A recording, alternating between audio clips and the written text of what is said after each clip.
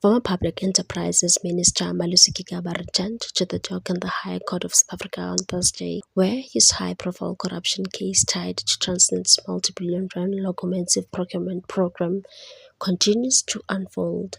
Gigaba appeared alongside several former senior Transnet executives as the matter formally proceeds in the High Court, following its transfer from the Specialized Commercial Crimes Court last month. The move came after the state confirmed the indictments and notices of trial had been served on all accused.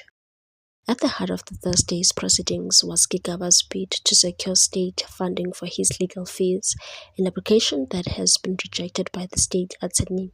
The former minister maintains that the decisions underpinning the charges were taken in his official capacity while serving as Minister of Public Enterprises between 2010 and 2014, during a period when Transnet embarked on an ambitious rail modernization drive.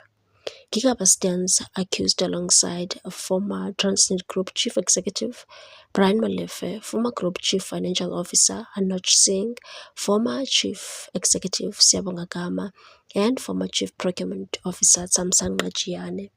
According to the indictment, the charges stem from Transnet's large-scale acquisition of locomotives aimed at expanding and modernizing South Africa's rail freight infrastructure. Prosecutors allege that tender procedures were floated and that three major contracts for the supply of 9,500 and 1,064 locomotives were irregularly awarded, resulting in financial losses running into billions of rand for the state-owned freight logistics company.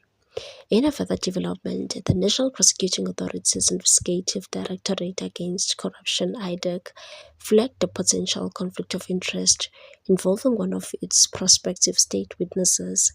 IDEC spokesperson Henry Motimane told SABC News that the witness is represented in a separate matter by the same instructing attorneys acting for Gigaba. Mamotame said correspondence on the issue dates back to late last year and stressed that prosecutors are seeking clarity to prevent any procedural complications that could delay the trial.